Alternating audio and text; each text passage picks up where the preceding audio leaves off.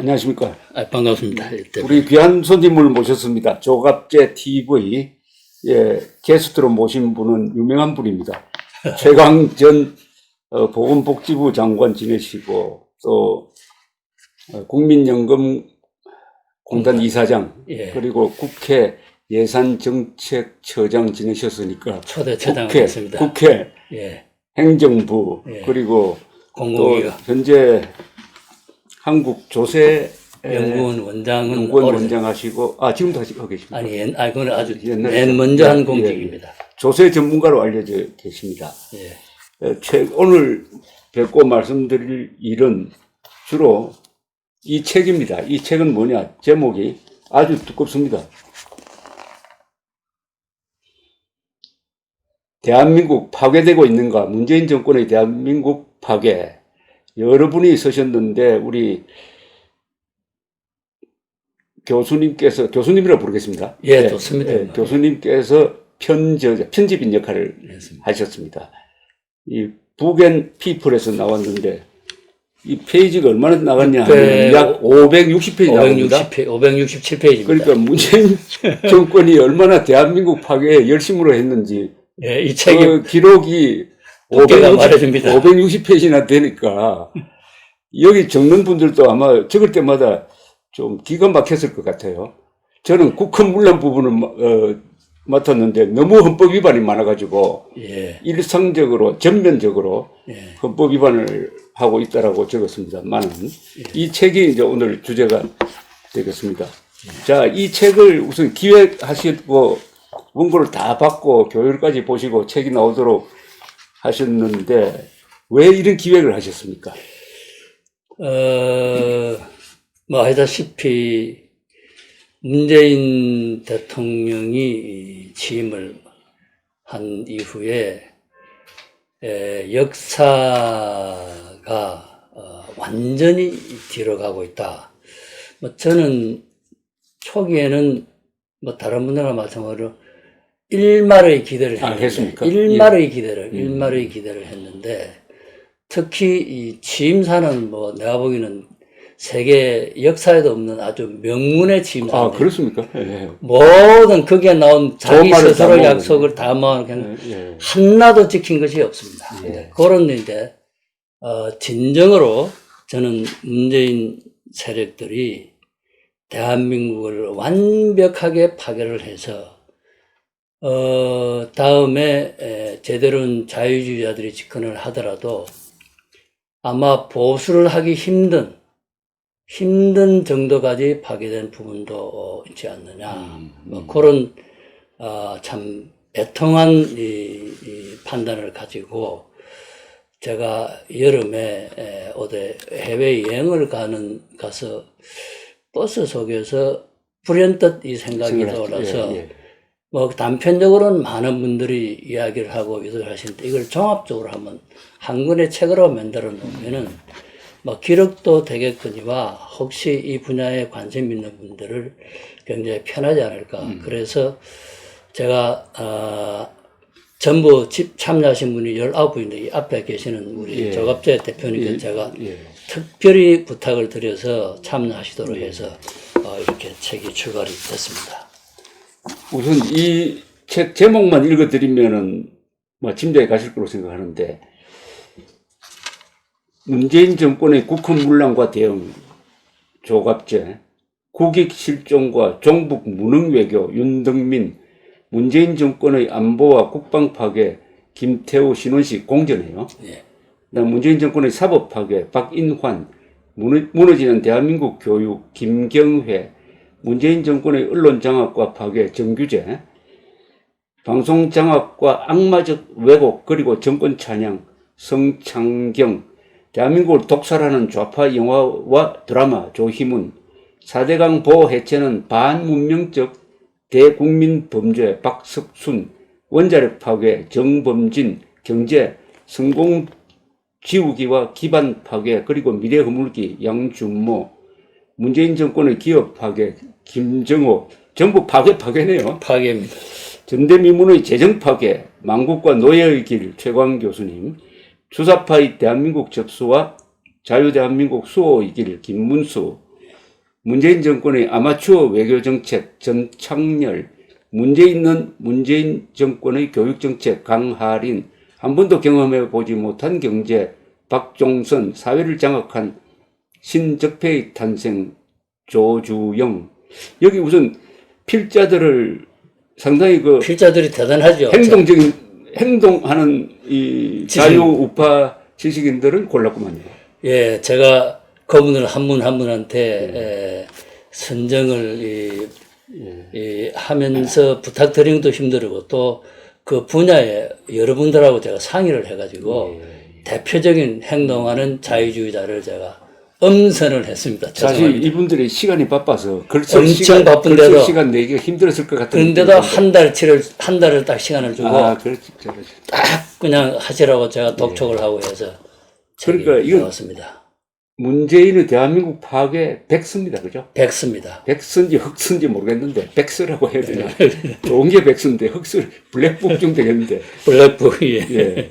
자, 그런데 결론적으로 우선 제일 중요한 걸 물어보겠습니다. 문재인 씨는 우리 역사에 어떤 대통령으로 기록될 것 같습니까? 뭐 아무도 뭐 성공하는 대통령이라고 앞으로 남은 2년 반에 뭐 개가천선, 죄송합니다. 말이 좀 강해서 죄송하지만은 뭐 그보다 더 좋은 용어가 없으니까요. 네. 개가천선을 하더라도 힘들 터인데 이대로 가면은 모든 분야가 깡그리 망개질 거고, 그래서 이제 역사의 심판은 아마 지난 71년 동안에 가장 실패한 대통령이라고 뭐 기록이 되지 않을까, 저는 뭐 거의 확신을 합니다. 우리 대표님은 뭐 어떻습니까, 판단이? 저는 판단을 나중에 하겠습니다. 오늘은 주인공이 우리 최 교수님인데, 예. 그러니까 취임사는 참 좋은 말을 많이 했네요. 요새 많이 사람 입에 회자되는 게 뭐 한 번도 경험하지 못한 나라를 만들겠다. 사실은 이거는 정확하게 그렇게 하고 있습니다. 그렇죠. 이걸 좋은 뜻으로 해서 좋은 뜻으로 자기는 의도했는데 결과적으로는 뭐 정반대. 뭐 제일 지금 조롱거리가 된 게 기회는 평등할 것, 과정은 공정할 것, 결과는 정의로울 것. 예. 이거는 조국 사태로 해가지고 완전히 예. 망가졌는데, 사실은 문재인 대통령 이야기나 김정은 이야기나 말을 거꾸로 해석하면은 거의 다 맞습니다. 예. 거꾸로. 예. 그 거꾸로 해석하면 맞다는 것은 그분들이 가치관이 대한민국적 가치관과 완전히 180도 반대라는 뜻이죠. 그렇습니다. 그 자기네들은 아마 최선을 다한다고 하지 그렇죠. 않을까. 예. 그 가장 한 거는 뭐 제가 직접 듣기도 했고 또 언론에도 보도가 됐지만은 광화문에 나온 시민 한 분이 문재인 2년 동안에 한 일이 하나라도 있으면 이야기를 해주면 좋겠다. 그렇죠. 참 그 말을 듣고 읽을 때 정말로 쇼킹했습니다. 근데 그 하나를 찾기 힘들죠. 진짜 저는 없습니다. 이번에 저 한일군사정보 모협정 집수미야 그거는 처음부터 잘못된 거를 그러니까 유지 결정을 하니까 예. 댓글에 달렸는데 그나마 최초의 잘한 게 나타났다 이렇게 적었더라고. 뭐 이제 그것도 일단 잘한 걸로 해줍시다. 우리 대표님은 뭐 그렇게 하시는 제가 유튜브를 봤는데요. 뭐 그냥 우선 넣고 가겠습니다. 그러면은 우선 제일 중요한 게 문재인 정권은 왜 이렇게 한다고 보십니까? 왜? 아까 대표님께서 말씀하셨지만 이분들이 가지고 있는 아마 이상향이 있을 겁니다. 예, 그걸 이해를 할 필요가 있는 거죠. 그 이상향이 어떻게 보면은 우리 인류의 역사의 흐름에서 이제 판단을 해서 자기네들 나름대로는 그 세력들은 뭐 진리의 길을 간다 이렇게 할 텐데 이제 그거가 이제 뭐 한마디로 이야기하면은 저는 무지하고 또 달리 이야기하면 비양심적이다 이렇게 이야기를 할 수밖에 없습니다. 프랑스의 지성인 레몽 아론이 정직하고 머리 좋은 사람은 절대로 좌파가 될 수 없다. 그렇게 이야기했습니다. 예. 그래서 이제 그 이야기를 이제 거꾸로 하면은 현재 적어도 대한민국 이 주사파의 경우는 저는 뭐 이분들은 좌파라도 생각하지 않습니다. 그렇죠. 이는 뭐 김일성파지 이 서구에서 보는 좌파도 아니지 않습니까? 그렇죠. 예. 일단 뭐 좌파로 치더라도 레이몽 아론이 이야기한 대로 정직하고 머리 좋은 사람은 절대 좌파가 될 수 없고 결국 정직하고 머리 좋은 사람이 절대로 김일성파가 될 수가 없는 거 아닙니까? 그렇죠. 예. 그래서 이 점이 이제 정직하지 않고 무지한 양심이 부재고 부정직하고 무지한 이것이 이제 오늘의 이 좌파 세력, 주사파 세력의 어떤 본질이라고 보는데 뭐 그렇게 놓고 보면은 아마 지금 대한민국에 진행되는 이 모든 것들이 자명해지지 않나 뭐 저는 그렇게 봅니다. 그러니까 이게 도덕적으로 결함이 있고, 예. 그다음 능력이 없다 이거죠. 물론 여기 결합됐다는 거죠. 결합된 게 이게 문제. 그게 현재 우리나라의 김일성파들의 뭐 저로서는 달리 아무리 생각해봐도 그렇게 규정할 수밖에 없다. 이제 그거는 좋은 일을 하는데 무능하고 무지하다는 뜻이지만은 또 한편으로는 이 사람들이 권력 쟁취 그리고 쟁취한 권력을 유지하는 데는 유능하고 열심히 일하는 생각 안 들어요. 지금까지 이제 소위 촛불 혁명이 아니라 촛불 난동을 걸쳐서 이제 정권을 잡은 걸로 보면은 근데 그것도 뭐 혁명을 거치는 거는 저는 거치는 분들은 그 나름대로의 사명감이 있고 그렇다 보는데 우리나라에 일어난 거는 자신들이 부르짖는 촛불 혁명이 아니고 저는 촛불 난동이라고 봅니다. 왜냐하면 혁명을 하면은 혁명 그 어떤 정확한 구호가 있고 국민의 공감대가 형성되는데 아주 소수의 집단, 뭐 민노총이나 정교조 이런 사람들이 난동을 부리고 당시 집권 세력이 막 굉장히 어누룩해가지고 정권을 탈취당하는 뭐 이거는 우리가 많은 나라에서 역사에서 보는 혁명하고는 또 성격이 굉장히 다르다고 봅니다. 근데 지금 거짓말 잘하고 면서도 무능하다 이거죠. 네. 그런데 저는 결국 이 사람들이 이제 좋게 말하는 좌파고 사회주의고 사회주의라고 하면 국민들이 잘 못 알아들으니까 이 공산주의라고 해야 제대로 알아들을 수가 있다고 생각하는데 하여튼 사회주의로 하겠습니다. 공산주의도 우리나라 같은 주사파 같은 공산주의는 없죠. 그러니까 김일성파가 정확한 용어 같아요. 표현입니다. 예, 주사파는 우리가 붙여준 좋은 이름인데 주체 사상은 좋은 거 아닙니까? 그러니까 잘못 붙인 이름이에요. 그러니까 김일성파라고 불러요, 맞습니다. 맞습니다. 그러니까 김일성파라고 하면 모든 게 이해가 되죠. 네. 김일성이라 뭐 독재도 하고 무능하고 부패하고 지 혼자 그리고 이제 사회주의 경제하고 그런 거죠. 오로지 한 사람을 위해서 2,500만에 다 노예가 되는 이런 시스템을 만들어 놓은 그 김일성을 보면 화가 나야 될 텐데 그 김일성을 존경한다고 하면 영혼을 팔아버렸단 말입니다. 그렇죠. 자, 그런데 이런 세력을 이야기할 때 저는 제일 중요한 게 너무 이렇게 이론적으로 이 사람들을 분석할 게 아니라 이 사람들의 본질이 거짓말쟁이 아닙니까? 선동가죠? 선동가. 그러니까 선동도 이게 좀 한자 용어라서 쉽게 말하면 거짓말쟁이입니다. 거짓말쟁이. 사주를 하는 거죠. 그러니까 거짓말쟁이라고 보면은 모든 게 이해가 되는 거 아닙니까? 조국, 문재인, 김정은 이런 사람들이 하는 모든 말은 다 거짓말이라는 걸 전제로 해가지고 하고 그 다음에 모든 정책의 수단이 거짓말입니다. 선동을 통해서 국민을 속이는 거 아닙니까? 그런데 속아 넘어가는 국민들이 이섬으로 해서 정권을 만들어냈고 정권을 유지하고 심지어 지소미아 파악이 찬성하는 여론이 50%였습니다. 반대가 30%였어요. 그러니까 이게 결국은 문재인 정권을 비판하다가는 나중에 어디로 귀착되느냐면 국민도 문제다 이렇게 된 거 아닙니까? 뭐 어쨌든 지금까지의 뭐 지난번 선거라든가 또 중간중간에 어떤 이슈를 놓고 우리 국민 전체가 뭐 굉장히 왔다 갔다 하는 측면이 많았는데 그 부분은 우리 국민들이 교육은 많이 받았음에도 불구하고 역사의 흐름이라든가 문제의 본질에 대해서는 학교에서 가르치는 바가 없었기 때문에 우등생이라고 해서 무슨 사회를 잘 아는 건 아니지 않습니까? 공부는 잘 했지만은 이제 사회는 그거는 또 전혀 다른 이야기입니다. 전혀 다르진 않지만은 제대로 공부가 이 대학 교육이고 이렇게 안 돼 있으니까요. 근데 저는 이렇게 생각합니다. 왜 국민이 잘 속느냐? 뻔한 거짓말에 왜 잘 속느냐? 그리고 우리 국민은 세계에서 학력이 제일 높고 IQ도 제일 높습니다. 그리고 근로시간도 제일 길어요. 예.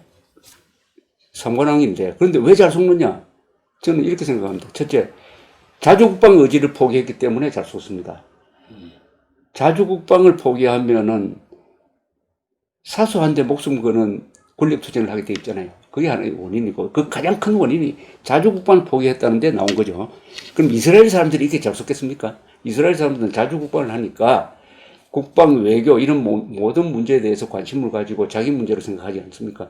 우리가 한미동맹에 의존하다 보니까 예. 자주국방을 포기하고 설마 김정은이가 속였나? 그리고 쏘더라도 미국이 가만히 있겠느냐? 그러니까 하나는 요행이고 하나는 사대주의에 의존한 거 아닙니까? 우리 우파도 여기에 휩쓸려 온 거 아니겠습니까? 그 다음에 두 번째가 저는 교육에서 찾는다면 한자 포기입니다. 한자를 안 쓰고 한글 전용어로 감으로써 한국 사람들 어휘력이 약해지고 어휘력이 약해지다가 보니까 분별력이 약해진 겁니다. 그 다음에 박정희 시대 때 고등학교, 명문고등학교 없앤 거. 이게 결국 국가 엘리트가 양성될 수 있는 요람을 없앤 거거든요. 이 세 개가 결합되었는데 가장 큰 거는 자주국방 의지를 포기함으로써 외교 문제, 안보 문제, 이념 문제를 등한시하게 되고 그러다 보니까 꼭 가르쳐야 될 것. 공산주의는 절대 악이다. 공산주의는 인간과 같이 살 수 없다. 이승만 말대로 공산주의는 콜레라와 같아서 인간과 같이 살 수 없다. 공산주의를 절대 악으로 안 가르친 거예요. 여기서부터 공산주의와 동거해도 된다. 공산주의는 진보다 하는 이런 허영심 잘못 아닙니까? 예, 잘못된 인식을 또 일부의 소위 이 좌파 사람들이 이 대학가를 빨갛게 물들이면서 그런 현상이 나타나는 것 같습니다. 예. 이 서문에서 우리 최 교수님께서 통치력은 국민을 아우르는 통합력과 앞을 내다보는 통찰력에서 나온다. 무지에서 통찰력은 실종되고 패거리 이념 앞에서 통합력은 설 자리가 없다. 아주 명문인데요. 감사합니다. 이거 좀 부연 설명해 주십시오. 아주 멋진 말인데. 예. 저는 현 집권 세력이 무지하고 무식해서 지금 국가를 그르치는 측면이 굉장히 많은데 이 부분을 많은 분들이 그 원인을 잘 모르니까 이런 분들이 하는 정책에 대해서 또 정확하게 파악을 못하는 것 같습니다. 첫째는 뭐 여러 가지 있습니다. 이분들이 내세우는 이야기는 경제를 놓고는 자본주의 자유시장경제 체제 대신에 사회주의 시장경제를 사회주의 계획경제를 하겠다는 이야기 아닙니까? 그런데 잘 알다시피 20세기 최대의 역사적인 사건이 20세기 초반 1917년에 소련 볼셰비크 혁명을 해서 사회주의 공산주의가 이 지구상에 등장을 했다가 72년 만에 지구상에 사라진 그것이 뭐 휴대폰이 나오고 전기가 나오고 이런 것이 최대 역사적인 사건이 아니고 이것이 최대 역사적인 사건입니다. 그런데 이제 지금 전 세계적으로 어떻습니까? 뭐 북한이라든가 뭐 이 일부 아주 뭐 북한을 중심으로 심지어 중국도 이제 사회주의는 이제 안 된다는 게 하고 자본주의 시행만이 경제체에서는 유일한 거로 증명이 됐는데 우리 이 한국의 김일성파들은 아직도 거기에 매몰이 돼 있다. 이것이 하나고. 좀 여기서 중요한데 왜 그렇다고 보십니까? 왜? 그거는, 왜 사회주의를 한다고 봅니까? 그거는 이제, 실패가 뻔한데도. 근데 자기네들이 이런 거죠. 이제 80년대, 이제 해방 이후 공간, 박헌영에서부터 이제 공간에 쭉 사회주의를 해와서 이제 80년대까지 지금 386이 이제 그렇게 됐는데, 그 소련의 충격이 왔을 때 일부는 이제 김문수 시작한 사람은 이제 버렸어요. 그런데 그 당시에 이제 자기네들의 지식이 거기에 딱 머물고 그 이후에 저는 공부를 한 뿔도 안 했잖아요. 그러고 나서 이제 국가 파괴 활동만 계속 전념을 했지. 아, 세상이, 이게 진짜 왜 바뀌어서 시장경제, 자본주의 시장경제라는 게 도대체 뭐지? 이런 게서 한 번도 자기네들이 그 관심을 가져서 공부를 한 일이 없고, 그 젊었을 때 배운 거기에만 딱 빠져있기 때문에 그게 지리요 길리고 믿는 그 망한 체제를 그걸 자기 그대로 믿는 그런 어리석은 사람들이 세상에 어디 있죠? 저는 조금 다르게 보는데요. 예. 그 사람들도 사회주의는 실패한다는 걸 알 것 같아요. 알 수밖에 없죠. 그렇게 자기들이 따르던 스탈린주의, 그리고 김일성이가 경제에 실패했는데, 예. 알지만은 한국에서는 사회주의 정책을 펴면은 우선 좋은 게 공짜 복지를 통해서 확고한 지지층 확보할 수 있다는 거죠. 근데 결국 저 대표 말씀은 이제 그거 사회주의는 아닌 줄 알지만서도 이제 표를 얻고 자기 인기를 하기 위해서. 아니, 권력을 잡기 위해서. 권력을 잡기 위해서. 정권을 잡기 위해서는 예산을 가지고 퍼줘가지고, 그러니까 국가 예산을 일종의 선거 운동비로 사용해가지고 매표를 하는 거죠. 국민들의 영혼을 빼앗는 거죠. 그래가지고 국민들을 좀비식으로 만들고 하면은 요새 한국에 이미 여론조사에서 그런 현상이 두드러지게 나타납니다. 안보 문제나 이런 데 대해서 도저히 분단 국가, 전쟁을 하고 있는 국가에서 선택할 수 없는 여론이 나온단 말이에요. 그 정도로 타락시키는 데 성공을 했고, 이것은 강력한 표밭이 되는 거예요. 그러니까 나는 정권 쟁취용으로 사회주의적 정책을 쓴다고 봅니다. 사회주의가 경제를 발전시키기 때문에 사회주의 정책을 쓰는 게 아니고 정권 유지용으로, 권력 유지용으로. 뭐 비슷한 내용. 사실 지금 잘 아시겠지만 이제 미국에서도 일부 민주당 후보자들이 그렇죠. 굉장히 이 좌파에 기울은. 그렇죠. 워런 같은 사람. 네. 그분들은 뭐 어느 정도 지금 이야기는 예산을 퍼주고 뭐 평등을 이야기하고 해도 이제 이 김일성이 좌파는 일단 아니니까. 그렇죠. 한 가지만 이제 그 대표님 말씀하신 게 제가 전적으로 동의를 하는데, 이 사람들이 이제 무지하다는 걸 이제 다른 사례를 가지고 설명해 보겠습니다. 이제 현 정권의 대표적인 경제 정책이 소득주도 성장이지 않습니까? 근데 이게 우선은 근데 그러고는 뭐 최저임금제, 이 52시간 뭐 이런 것들이 나오지 않습니까? 근데 이걸 다 모아보면은 결국은 정확하게 하면은 임금주도 분배 정책입니다. 임금주도 분배 정책이 장명이 맞는데 이거를 소득주도 성장 정책이라고 그러는 겁니다. 성장은 말이 아니죠. 그런데 그거를 이 사람들은 그게 성장이라고 자기들은 확신을 하고 하는 이야기 아닙니까? 그래서 이거는 무지다 이런 이야기죠. 왜냐면 이거는 분배 정책을 가지고 어떻게 성장으로 우길 수 있는 그거는 그거 낸 사람들이 뭐 몇 사람이 아마 대학 교수들이고 전문가들이 있었는데, 그 사람들은 제가 이 한국경제학회 어디에 나와서 그 관련 당사자들이 나와서 하는 이야기를 직접 들은 바도 있는데요. 또 그 사람들이 이제 학자일 때 쓴 글을 봤는데 자기는 확신을 하는 겁니다. 확신을 하는데 이거는 무지한 확신이죠. 그것도 말이죠. 그것도 저는 조금 생각이 다른데, 그 사람들이 과연 확신하느냐? 저는 그것도 아니라고 봅니다. 아니, 세상에 소득주도 성장이라는 것은 말이 끌어야 되는데 마차를 말보다 앞에 넣어가지고 마차가 말을 끌도록 하는 것과 같이 말도 안 된다는 건 자기들도 알 거라고 보는데 왜 그걸 밀고 나가느냐. 그렇게 하면 덕이 있는 거 아닙니까? 아까 그렇게 해야 세금을 많이 걷어가지고 공무원들을 많이 채용하고 그렇게 되면은 자기 의존적인 사람을 많이 만들고 또 공짜 복지를 통해서 국가에 의존적인 사람을 많이 만들고 이렇게 하는 과정에서 집권이 연장되고 정권 유지에 아주 좋은 후방 세력들을 든든하게 만들 수 있다.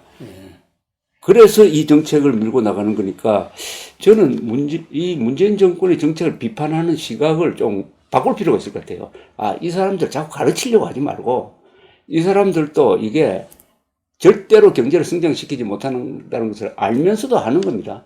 덕이 되니까 하는 거예요. 그러니까 너무 우리가 사람을 특히 정치를 하는 사람이 볼까, 아, 저 사람들은 양심이 있으니까 나라를 위해서 일할 것이다라는 걸 전제로 해가지고 생각하기보다는 저 사람들의 모든 목적은 권력 정치와 한 번 잡은 권력을 내놓지 않게 모든 것을 희생한다. 그렇게 보는 게 더 좋은 거 아닙니까? 성선설적으로 보는 것 같은데. 아, 저는 뭐, 사람이 이 성악적인 측면이고 성선적인 측면이다. 근데 이분들이 이제 내세운 게 뭐 앞으로 몇십 년 집권을 하겠다. 그렇게 보면 자기네들 앞뒤가 안 맞거든요. 왜냐면 경제가 이렇게 망가지면은 자기네들이 집권할 방법이 없는 거 아닙니까? 근데 그것도 아니라고 보는 겁니다, 저는. 그것도 우리 생각이에요. 예. 근데 누가 맞을지는 모릅니다. 예. 그러니까 우리 베네수엘라는 성공했잖아요. 그렇죠? 베네수엘라는 경제를 망가뜨리고 오히려 망가뜨림으로써 장기 집권이 성공한 거예요. 예.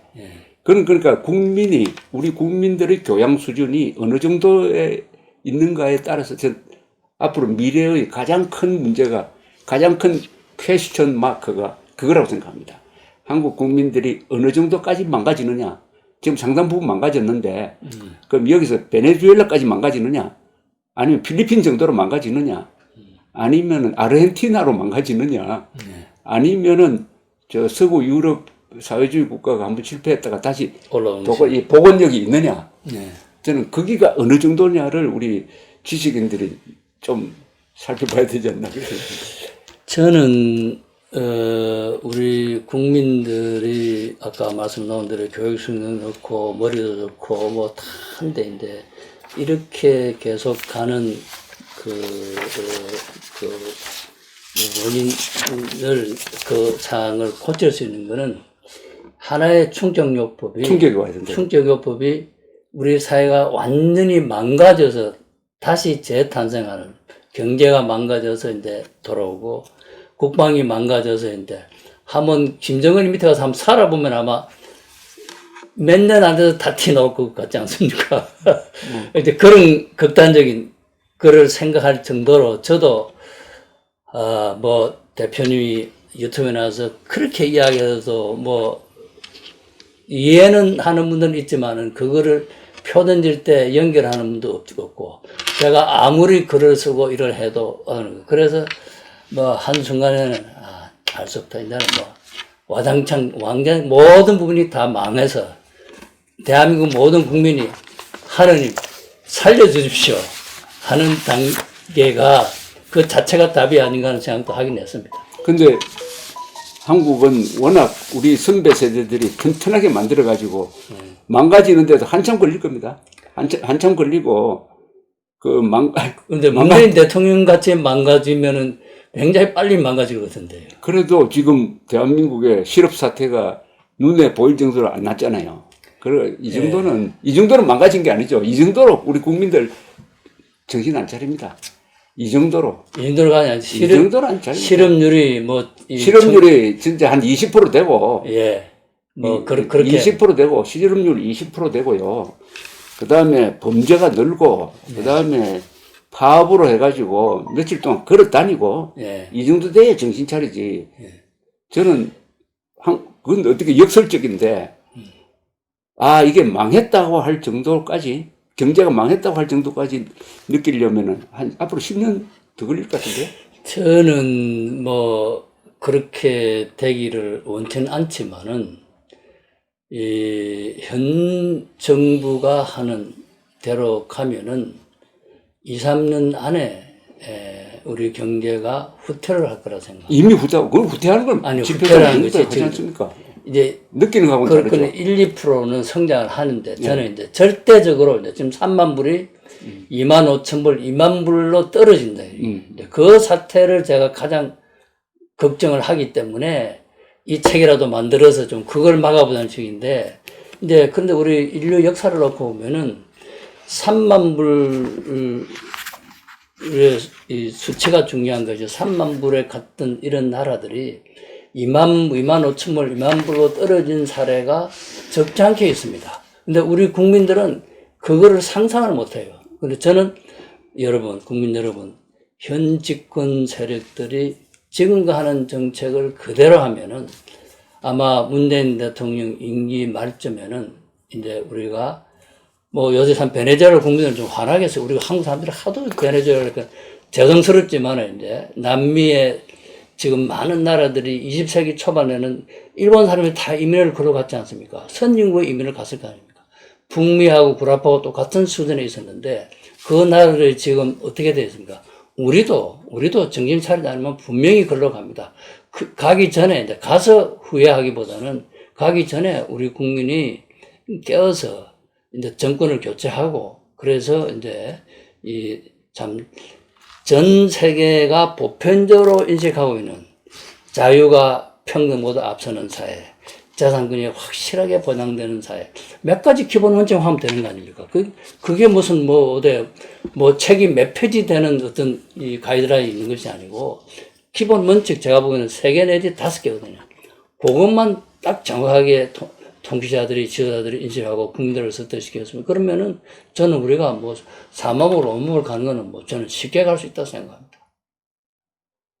오히려 우리나라처럼 70년 동안 성장만 한 나라가 그 뒤에 또 30년 더 성장을 해가지고 100년 동안 성장한 나라 세계사에 없거든요.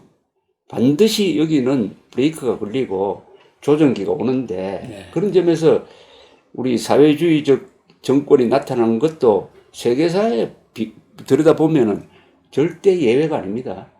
이건 항상 나타난다. 이게 없는 나라가 어디 있습니까? 이런 게 없었으면은 다 선진국 됐죠. 그런데 다 가다가 주저앉지 않습니까? 베네수엘라가 1980년대까지 우리보다 잘 살고, 남미에서 선진국이었지 않습니까? 그렇습니다. 한때는 유럽보다 1인당 GDP가 높은 정도입니다. 5위 정도까지 갔던 그렇죠. 적이 있었을 겁니다. 쿠데타도 오랫동안 안 났던 데고, 아르헨티나는 더 말할 것 없지 않습니까? 2차 세계대전 전에는 세계 5대 부국이었다. 아르헨티나 그렇습니다. 베네수엘라도 1980년대까지는 잘 나갔어요. 차베스 등장하기 전까지는. 그런 거 있고, 더 거슬러 올라가면 유럽에서 프랑스는 1300년, 서기 1300년에 프랑스가 유럽에서 가장 강국이었고, 그 노틀담 사원을 지을 때가 프랑스의 전성기인데, 그 뒤 150년 동안 100년 전쟁에 휘말려가지고, 인구가 반토막 나고, 왕이 그냥 포로가 되고 하는 이런 것도 겪었지 않습니까? 그러다가 다시 일어났는데, 그렇다 보면은 한국에 닥친 이 불행, 문재인 정권이라는 이 불행을 저는 억울하다고 생각할 필요는 없는 것 같아요. 역사에서 예외라고 생각할 것이 없고, 이걸 그냥 받아들이고, 그 다음에 저는 단숨에 이게 해결될 수는 없는 거 아닙니까? 단숨에. 이렇게 온 과정이 있었는데. 근데 단숨에 해결보다도 이제 후퇴하는 거를 가능한 좀 적게 느리게 하도록 하고, 또 저는 우리 많은 분들이 우리 잠재 성장률이 2% 샀는데요.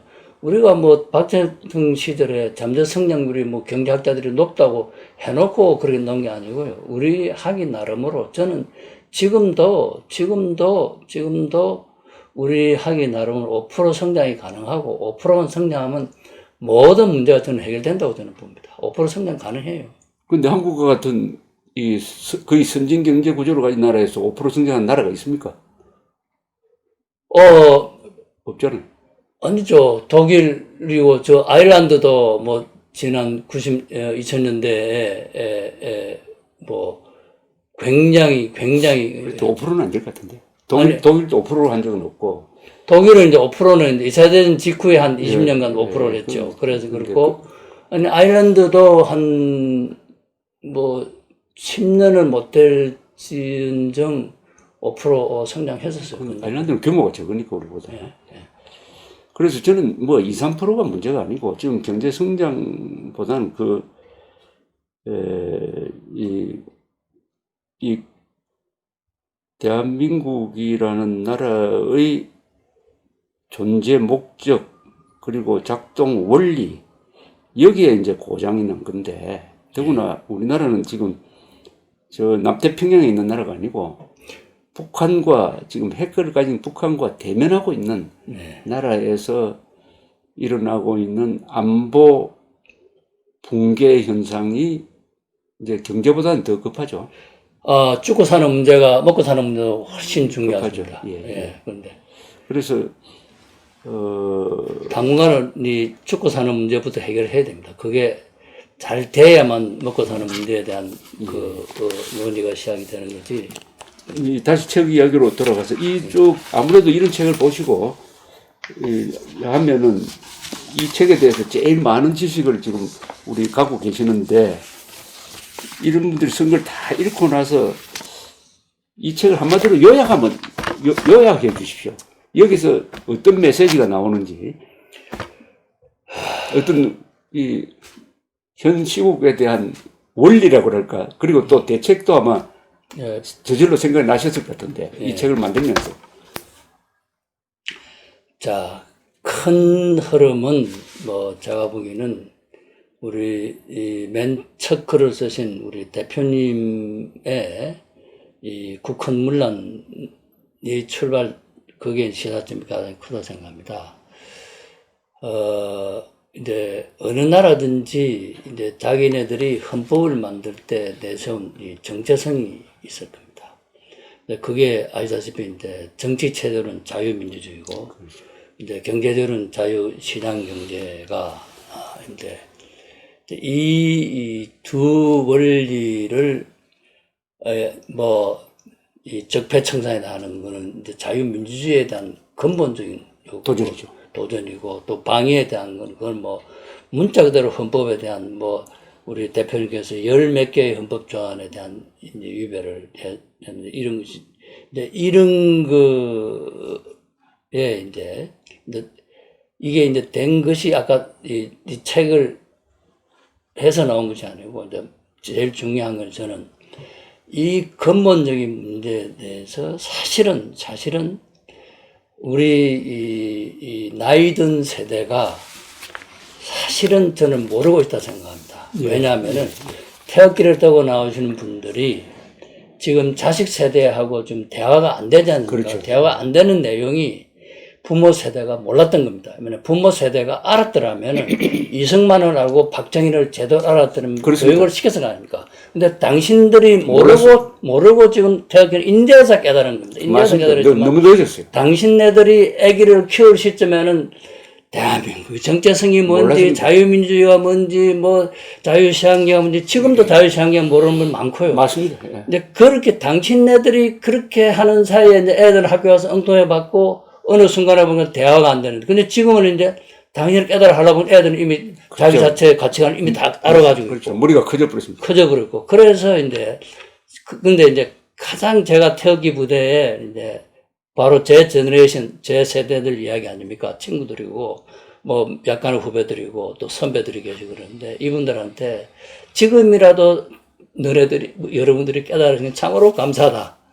그런데 이제 그것도 이제 일부 이제 좀 공부를 하는 분들은 깨달았고, 사실은 아직도 지금 나이 드신 세대, 저는 뭐 나이 든 세대를 한 65세 이상으로 이렇게 보는데, 그분 세대들은 아직도 대한민국의 정체성이 뭔지에 대해서 자기네들이 이제 이해를 하고 남한테 설명할 수 있을 정도의 지금 지식이 없는 겁니다. 그래서 지금 사회가 그렇기 때문에 이 주사파들의 온갖 사주와 온갖 선동이 그래서 맥힌 겁니다. 참 좋은 말씀 하셨습니다. 아주 찡합니다. 우리 최 교수님이 하신 말씀이. 그게 결국은. 이거 우리가 고백을 해야 됩니다. 고백을 이걸 안 하고. 자꾸 이 젊은 세대가. 대학은 뭐 서울대학은 나오고 이런 점 강조해가지고는요, 문제 절대 해야 안 됩니다. 그러니까 지금 역대 대통령 호감도를 조사를 하면은 예. 이승만 대통령 호감도가 0.9%입니다. 그러면은 그게, 한번 생각해 보십시오. 그러면 아주 고정적 보수 세력이 요지부동의 보수 세력이 한 30%는 된다고 보거든요. 여론조사를 하면은. 예. 그 사람들이 있는데 어떻게 0.9%가 나옵니까? 그러면은 그럼 모르는 거죠. 보수라고 하는 사람들도 이승만의 위대성을 모르는 거예요. 전혀 모르는 겁니다. 예, 이승만의 위대성을 모른다는 것은 대한민국의 정통성을 모른다는 거고 예. 공산주의와 싸워서 이길 수 있는 이론 무장이 전혀 안 됐다는 거예요. 이승만을 모르면 공산주의를 이길 수 없습니다. 맞습니다. 예. 예. 그런데 저 자신도 이승만을 언제부터 높게 평가하게 됐느냐? 내가 50을 넘었어요. 내가 30대, 40대는 이승만이 싫었다고. 예. 그때 몰랐으니까 그렇게 아니, 했죠. 난 뭐 이승만 대통령이 있을 때도 학교도 다니고 4.19도 눈으로 보고 했지만은 이승만 대통령 하면 뭔가 근데 왜 그러냐? 박정희 대통령 시절에 이승만이 뒤쳐졌어요. 뒤에 제껴지. 박정희 대통령이 참 잘못한 게 예, 이승만 대통령을 제대로 모시지 못하고 지웠습니다. 그리고 이제 하와이에서 오시는 또 막았고. 막았고. 그러니까 예. 그러니까 박정희 대통령도 예. 이승만 대통령을 일종의 앙시앙 레짐으로 봤으니까. 그렇습니다. 예. 그러니까 이승만 대통령이 가지고 있는 그 위대성을 나중에 알았을 겁니다. 이분도. 예. 그 대통령이 되고 나니까 알았겠지. 예. 그런데 이게 참 18년의 공백이 있습니다. 예. 맞습니다. 예. 그 뒤에, 이거 아닌데 해가지고 하려고 하니까 이미 잊혀진 존재가 되고 다시 동상 만들고 전기 쓰고 하기에는 물론 그런 노력이 지금도 계속되고 있지만은 대세를 이루지 못했다. 자, 이게 그 다음에 이승만과 함께 가버린 게 뭐냐? 방공입니다. 방공인가요? 예. 어릴 때 우리 방공방이라 해가지고. 이승만과 함께 가버린 게 뭐냐? 방공. 북진통일입니다. 북진통일. 자유통일을 해야 되거든요. 예. 그러니까 박정희 시대 때부터 1972년 7.4 공동성명 때부터 북한과는 평화공존 노선으로 가버린 거예요. 평화공존하면서 공산주의는 안 된다는 이야기가 그걸 북괴라고 지금도 북괴라고 불러야 되거든. 그런데 북한으로 부르지. 이제는 또 조선민주주의 정확히 그게 언제입니까? 부르죠. 북괴를 북한으로 하는 그거는 대략. 70년대 7.4 공동성명 이후에 그때 이제 그때부터 북한. 언론의 표기가 떨어졌습니다. 예. 그래서 우리 기성세대가 고백을 해야 돼요. 지금 말씀하신 대로. 우리가 자꾸 무지 이야기가 나오는데 무슨 우리가 무지했습니다. 한국 예. 현대사에 대해서는 무지하고 공산주의에 대해서는 무지하고 이승만에 대해서는 무지하고. 저는 그 이승만 대통령의 독립정신을 한 10년 전에 읽었어요. 우연기에 읽었는데 아마 우리 조 대표는 저보다 저도 먼저 읽었지 않나 싶은데 저는 지금도 그 책 한 것만 생각하면은 그렇죠. 제가 자면 학자로서 창피해서 못 살겠어요. 그 시대에 이승만 나이 29살 감옥에 정해서 도서관에 있는 것도 아니고 그 감옥소에서 뭐 미국 선교사가 어떤 자료를 넣어줬는지 난 모르겠지만 아무리 자료를 넣어줘도 그렇습니다. 그 정치, 경제, 사회문화 그 마지막에 36개인가 그 국가 전략을 딱 정리하려면 그거는 지금 모든 세계 어느 나라에 적응해도 정말 손색이 없는 그 나이 29이죠. 뭐 이승만은 기적적 존재고요. 하늘이 내려주신 인물이라 해도 좋은데 독립 정신도 좋고 그분이 남긴 누가 명언과 명연설 이렇게 문서를 모으면은 특히 1948년 8월 15일 건국연설이 좋습니다. 건국연설은 예언서입니다. 대한민국이 이 방향으로 가야 된다. 첫 문장은 민주주의를 믿어야 합니다. 민주주의가 때로는 더디기도 하지만 종국에 가서는 선이 악을 이긴다고 믿고 민주주의를 하는 수밖에 없습니다. 그리고 민주주의는 오늘 사태를 정확하게 그렇습니다. 이야기합니다. 민주주의는 다른 사람의 다른 생각을 포용하는 겁니다. 그러나 이럽니다. 그러나 나라를 뒤집어 엎는 사람을 허용하는 민주주의는 없습니다. 그리고 국제 통상을 해야 합니다. 수출을 해야 합니다. 그게 이미 대외지향적 수출 전략도 다 나옵니다. 그게.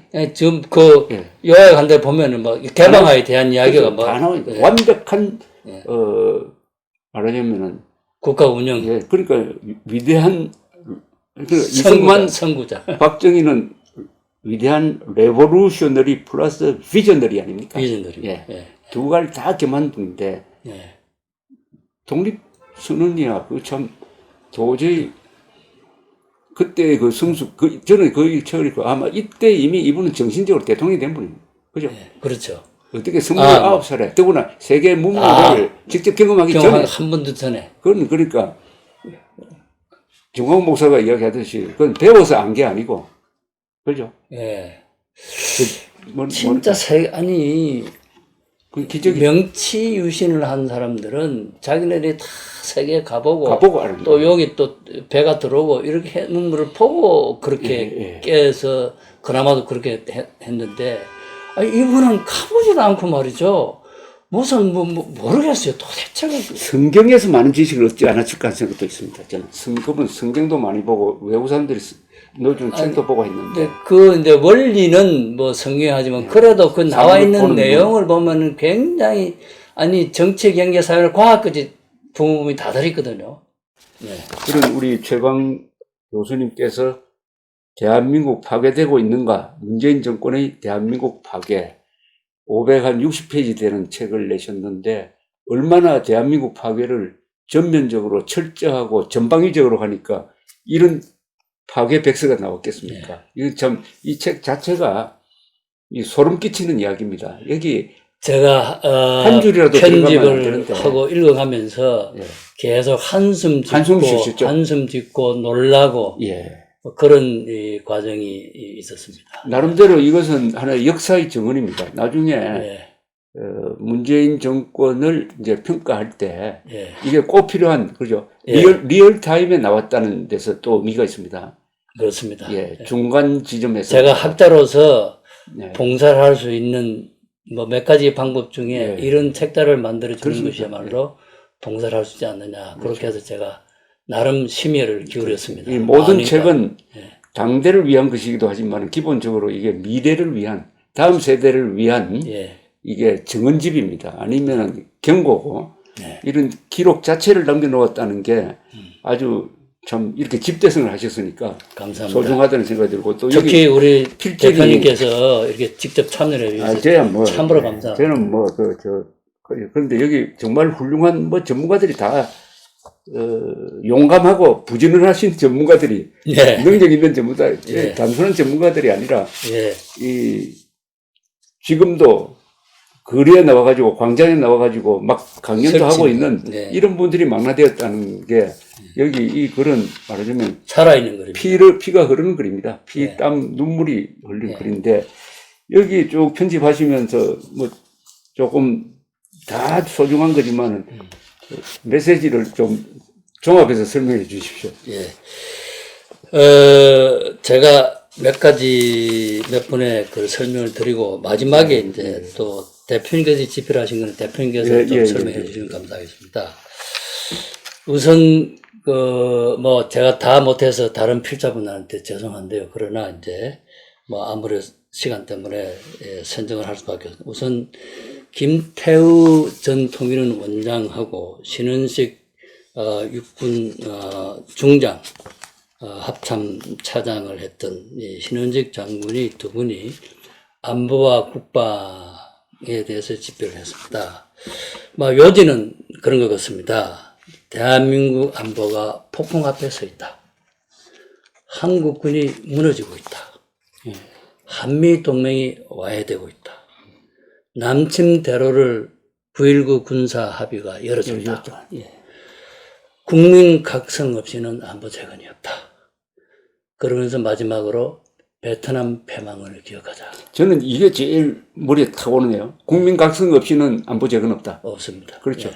그거를 이 두 분의 최고의 전문가가 아주 강하게 강조를 한 글을 써주셨습니다. 다음으로 이제 요즘 우리가 뭐 기레기 사면서 언론에 대해서 하는 언론은 사실은 성창용 KBS 노조위원장하고 정규재 TV의 정규재 대표가 두 분이 썼는데 우선 뭐 정규재 대표님 글을 소개를 하겠습니다. 제목이 언론 장악과 파악 이렇게 되어 있습니다. 저는 이 정규제 언론 장악과 파괴. 이렇게 했습니다. 이 자유 언론의 파괴에 대해서 굉장히 정규제 대표가 통탄을 하고 있습니다. 예. 그러면서 이제 언론이 이 국가 선동기관으로 탄생을 했다. 참 KBS, MBC 이런 쪽이죠. 그러면서 이 권력이 방송을 장악했는데 그 내용은 전두환 대통령 시절에 보다도 더한 언론 통제가 이루어지고 있다. 이렇게 했습니다. 그러면서 심지어 이 내부 부역자가 됐다. 뭐 이런 이제 그리고 노조의 사유물이 된 이 공영방송을 이야기했습니다. 근데 이게 저는 이 중에서 굉장히 그 충격적이었던 거가 언론인들이 자발적으로 투항을 했는데 그 내용이 2017년 4월 27일 선거 전이죠. 선거 전. 전에 이 문 정권하고 비밀 야합을 했다. 알고 계십니까? 잘 모르겠습니다. 그런데 이제 그 언론인들이 아마 이제 민주 언론 노조지 않나 싶습니다. 그래서 문정권에 하고 실제 만나서 이 약속을 한 기록이 있습니다.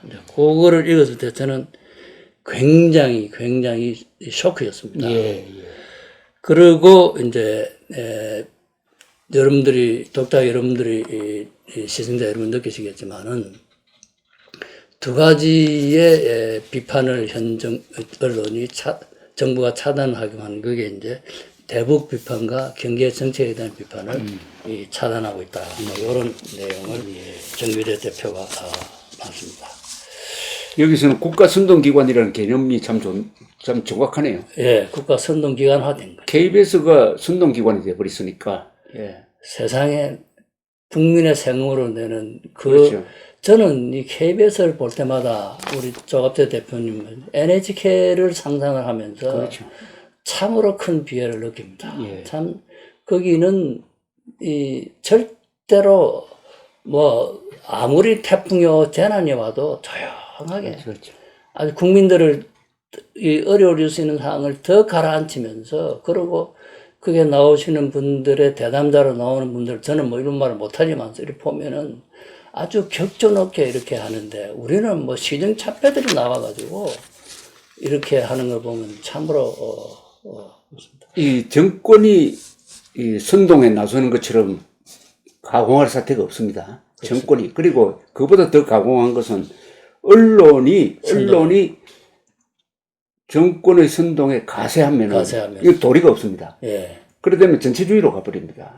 지금 오늘이 그런 상황에 처해 있는 1+1이 4로 돼버립니다. 맞습니다. 더구나 4가 그게 1+1이 좋은 쪽으로 4가 되는 게 아니고 망하는 쪽으로 4가 돼요. 그래 되면 어떻게 되냐면은 국가적 진실이 조작이 돼버립니다. 그 제일 좋은 예가 광주 사태의 헬기 자격이 없어서요. 그것은 이미 과거의 국가적 조사로서 확증된 사실인데 문재인 대통령이 나와가지고 재조사를 시켰더니 이 국방부에서 헬기 자격이 있었다는 조작된 보고서를 내고 국방장관이 그것을 통과시키고 언론이 그게 비판을 하지 않으니까 조작된 사실 국군이 양민들에게 헬기 자격한 학살법이 되어버렸어요.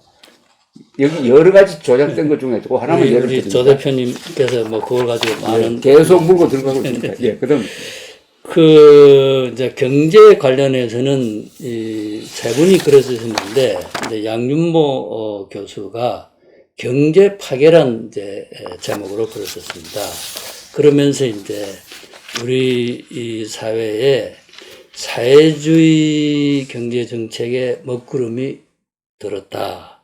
그리고 이제 양윤모 교수는 정체가 의심스러운 사람 중심 경제라는데 사실은 사람 중심이라는 말은 이북 헌법에 두 전문에 나오는 그 말이 그대로 지금 들어와서 있습니다.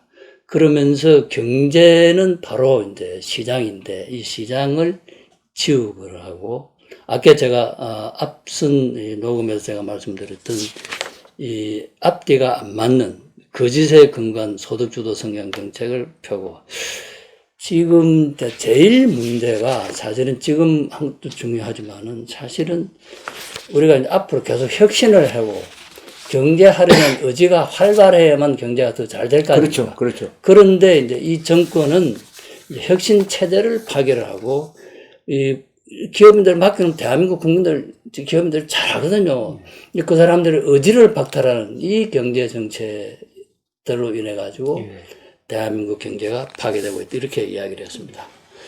자, 그 다음에 이제, 여러분들이 잘 아시는 김정호 교수는 기업 파괴라는 제목으로 글을 썼습니다. 이 현 정권이 이 기업이 자기네들의 소모품으로 취급을 하고, 그리고 삼성그룹에 대한 이 공격이 대단히 집요하다. 그렇게 이야기했습니다. 그리고, 이 노조에 의해, 노동조합 세력에 의해서 이 기업 파괴가 굉장히 심각하다. 또 아까 우리 양유모 교수가 이제 혁신체제 파괴 이야기를 했듯이 이제 이 정부에 의해서 신산업의 싹을 키워내지 못하고 있는 싹도 이제 이 파괴를 하는 그런 이제 있고, 뭐 우리가 다 관찰하는 이 자영업의 위기에 빠진 이런 내용들을 꽤 자세하게 체계적으로 설명을 하고 있습니다. 예.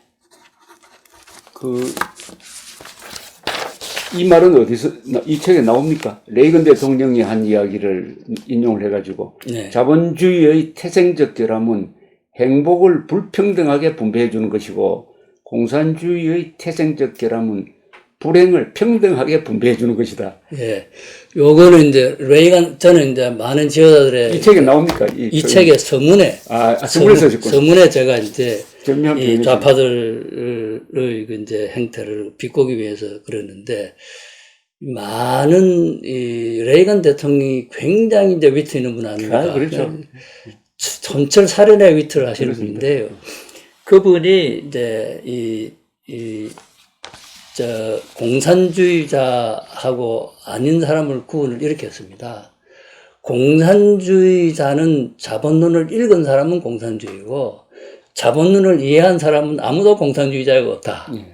우리나라의 지금 이 좌파들은 자본론을 읽기만 했지, 자본론을 이해를 못 해가지고 지금, 하고 있는. 그래서 이제 조금 전에 말씀하신 행복과 불행의 공평한 분배 불공평한 그 이야기하고, 제가 조금 전에 말씀드렸으니 자본론을 놓고 이제 읽은 사람과 이해한 사람이 극명하게 갈리는 이런 거를 이 레이건 대통령이 뭐 그거에 무지하게 많은데요.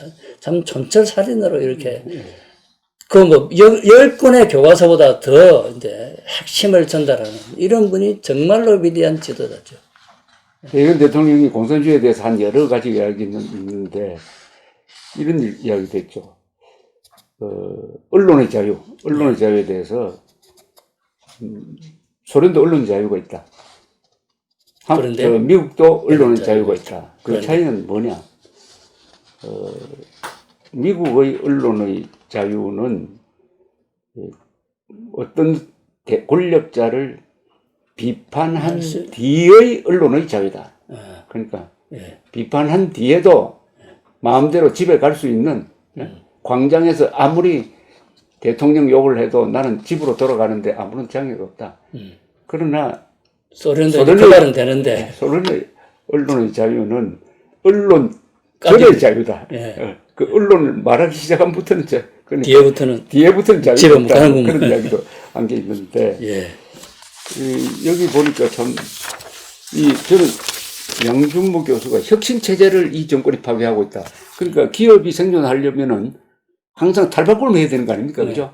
탈옥은 못하게 하면 그건 성장도 정지되고 하는데. 그렇습니다. 더구나 이제 최근에 코믹한 일이 이재용 씨가 피고인이 된 재판에서 재판장이 이재용 씨를 앞두고 혁신하라는 충고를 했다는 거 아닙니까? 아니, 포브스의 랭킹에 의하면은 세계에서 혁신 제일 잘하는 기업, 수천만 개의 기업 중에서 삼성이 5등이었습니다. 5등. 요 앞에 들어가는 회사가 애플, 구글, 예. 뭐 저 아마존 같은 회사 다 미국 회사. 앞에 있는 미국. 다 미국 회사. 비미국 회사로서 가장 혁신 잘하는 예. 기업이 삼성. 삼성입니다. 예. 도요타도 아니고 예. 요새는 뭐 마스시대가 존재 없어졌지만 그 위에를 소니도 놔놓고 그 사람을 내놓고 세계에서 가장 혁신적인 기업을 내놓고 재판장이 혁신하라고 충고하는 이런 사태, 산업공상, 예. 이 산업공상 체제로의 복귀. 예. 그러니까 이 좌파가 산업공상 체제를 지금 10분 활용하고 있는 것 아닙니까? 재판장 본인이 혁신을 하셔야 될 분이. 그러니까 혁신되어야 할 사람이 혁신의 귀재를 앞에 두고 혁신의 설파한다는 것이 오늘 현주소입니다. 예. 그리고 김문수 지사 참 잘 썼던데요. 이걸 읽어보니까. 예, 김문수 지사. 영혼을 담아서 쓴 글입니다. 예, 이거. 김문수 지사의 경우는 제가 진짜 싹싹 빌어가지고, 그 전에 이제, 저는 좌파들의 실체가 이제 자신의 경험을 통해가지고, 이제 말을 많이 했는데, 그걸 쫙 정리를 잘 해주면은, 크게 도움이 되겠다. 그래가지고, 근데 이제 마지막에 사실 좀 빠진 게 하나 있는데요. 그거는 이제 다음번에 또 김 지사가 쓰시던 뭐, 이제 그 좌파들이 이 전 정권, 현 정권에 쫙 포진을 한 그 실제 사례가 있지 않습니까? 근데 그걸 했는데 마지막에 내가 그 주문을 했는데 시간이 예. 저 텐트에 가서 있느라고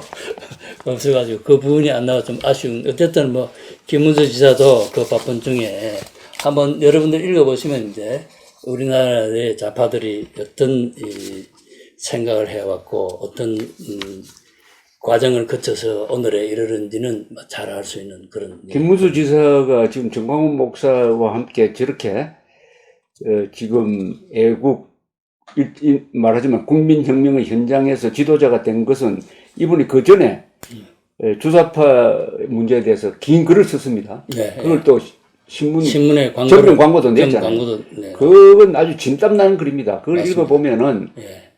이분이 확실하게 본신의 진행을 힘을 다해서 예. 그리고 그것은 주사파를 우리가 알게 되고 주사파 전략을 이해하게 하는 예, 아주 좋은 중요한 문서입니다. 맞습니다. 꼭 일독을 권하고요. 예. 이 책에도 그 상당 부분이 여기 들어가 있습니다. 예. 그리고 제가 맡은 국헌문란은 뭐 예. 오늘은 그냥 간단하게 예, 좀 국헌문란이라는 게 헌법을 위반한다는 건데 헌법을 전면적으로 위반한 것이 제1조부터 위반합니다. 문재인 대통령과 문재인 정권은 제1조는 국민 주권주의가 우리 헌법 전체를 흐르는 자유민주적 기본 질서와 함께 가장 큰 작동 원리인데 이분들은 사람이 먼저다 해놓고 자기 편 사람만 국민 대우하고 자기 편 사람 아닌 사람은 국민으로 대우를 안 해주는 계급투쟁론으로 국민주권주의를 무시하고 제3조 영토조항을 무시해가지고 반국가단체인 북한노동당 정권을 대한민국과 동격의 정통국가로 대우하고 오히려 어떤 점에서는 더 상급 기관으로 대우를 하면서 자기는 남쪽 대통령, 자기는 남쪽 대통령이라고 스스로를 격화시키는 영토조항 3조 영토조항 무시 5조 국군의 임무는 국가의 안전보장과 국토방위의 신성한 의무를 다함을 사명을 한다라고 되어 있는데 군을 완전히 그리고 정치적 중립을 준수해야 된다고 했는데 군을 정치적 도구로 삼음으로써 수도권 상공에 비행금지 구역을 설치하는 등 안보에 구멍을 내는 일을 해도 국군이 지금 침묵하고 있습니다. 그리고 헌법조 7조는 모든 공무원은 국민 전체에 대한 봉사자이며 정치적으로 중립해야 된다고 하는데 모든 공무원이 촛불혁명의 도구로 전락을 하고 정치적 중립이 아니라 이 정권의 봉사자로 전락시켜버렸다. 제10조는 생명권인데 국민은 기본권을 가지고 행보 추구할 권리가 있는데 그중에서 가장 중요한 게 우리 국민의 기본권 중에 기본권인 생명권을 지켜줘야 되는데 사드 배치도 하지 않고 핵 민방위 훈련도 하지 않고 그리고 북한의 핵무장을 사실상 허용함으로써 생명권을 짓밟고 있다. 그 다음 제11조는 법 앞에서 평등한데 자기 편만 평등하고 자기 편 아닌 사람은 불평등하게 대우한다. 헌법 제11조 위반. 이렇게 해가지고 제66조 대통령의 5대 책무 국가의 독립, 영토의 보존, 그리고 국가의 독립, 영토의 보존, 국가의 계속성, 그리고 헌법 수호, 그리고 평화통일을 위한 노력, 5대 책무를 다 위반을 했습니다. 그건 제가 쓴 것을 요약한 겁니다만.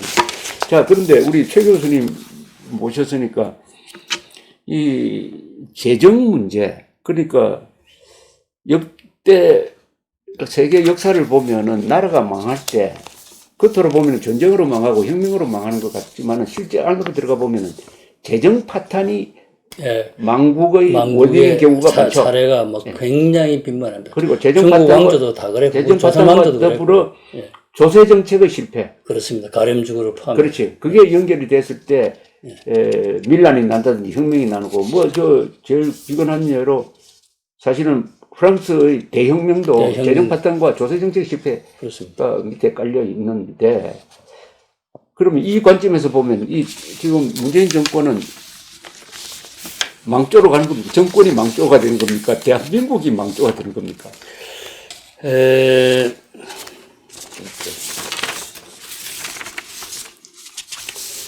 자, 우선 재정은 그 일반 국민들이 그냥 세금 내는 것 정도만 인식하고 있지 이게 본질이 뭔지를 잘 모르는 거죠. 더구나 수치와 관계되는 거니까 예. 어려워요. 뭐 한마디로 재정은 나라의 살림살이고 그게 이제 가게도 살림살이가 있고 기업도 살림살이가 있습니다. 그런데 이제 그 가게는 기업은 자기가 살림을 잘못하면 자기가 망하기 때문에 최선을 다해서 합니다. 국가는 이게 이제 국민이 있고 그거를 이제 위임을 받아서 재정을 운영하는 이 사람들이 나라 살림살이를 잘못하면 나라가 진짜 망하게 되는 겁니다.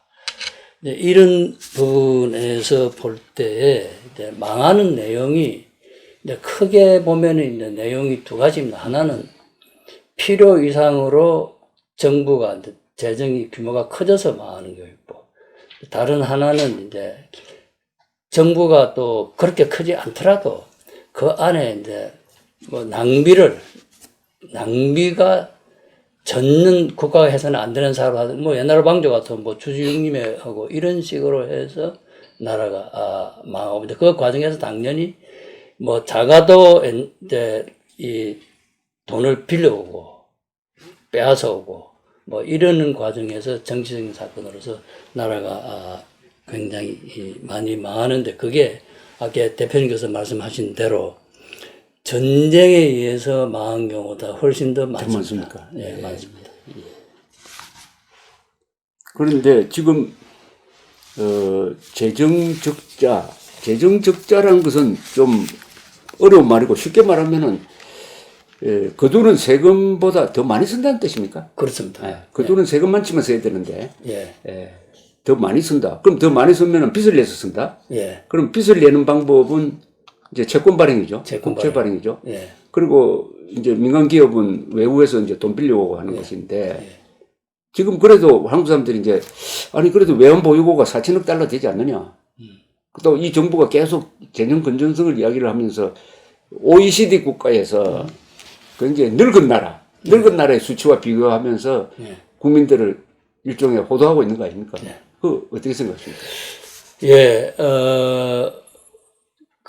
이제 우선 그 전에 지금 이 문재인 정부가 들어와서 얼마나 재정을 낭비하느냐에 대해서 제가 예산 낭비하는데 우선 이제 재정 운영에 관해서 법이 두 개가 있습니다. 하나는 이제 예비 타당성 조사를 하는 법이 있고요.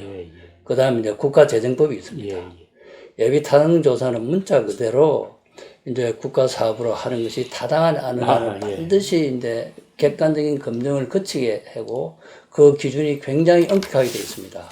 그거를 이제 금년 들어서 이 정부가 거의 유명무실하게 만들어버렸어요.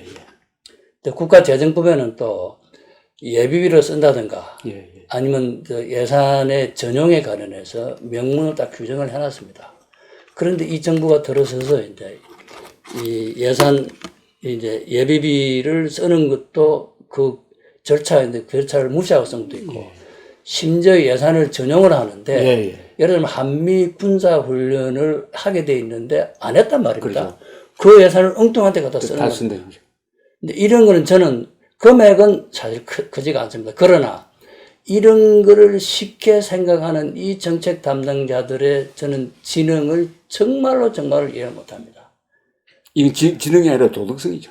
도덕적인 지능. 모르고 하는 건 아니잖아요. 예, 알고 진짜.